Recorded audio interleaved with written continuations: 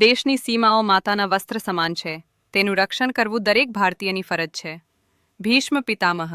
નમસ્કાર દર્શક મિત્રો, સરહદ ન્યૂઝ ચેનલમાં આપનું સ્વાગત છે. હું અનિતા ગોસ્વામી.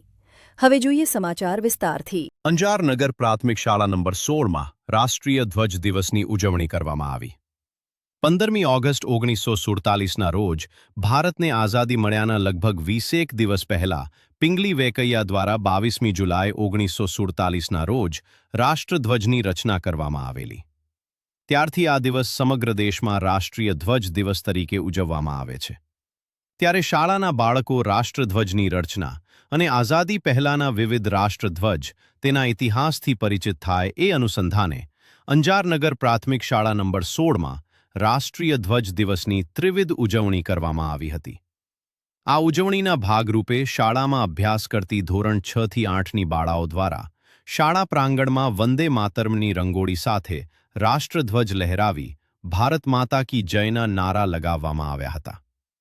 તો શાળામાં અભ્યાસ કરતા બાલવાટિકાથી ધોરણ 2ના બાળકો માટે રંગપૂર્ણી સ્પર્ધા રાખવામાં આવેલ હતી. તેમજ ધોરણ 3 થી 8ના બાળકો માટે રાષ્ટ્રધ્વજનો વિકાસ એ વિષય પર લેખન સ્પર્ધાનું આયોજન કરવામાં આવેલ હતું.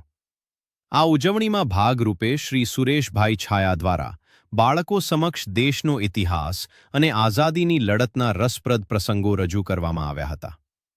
તમામ સ્પર્ધામાં વિજેતા થનારને પુરસ્કાર અર્પણ કરવામાં આવ્યા હતા.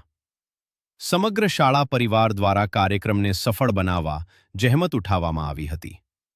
રિપોર્ટ બળદેવપુરી ગોસ્વામી, સરહદ ન્યૂઝ, કચ્છ. ભારત માતા કે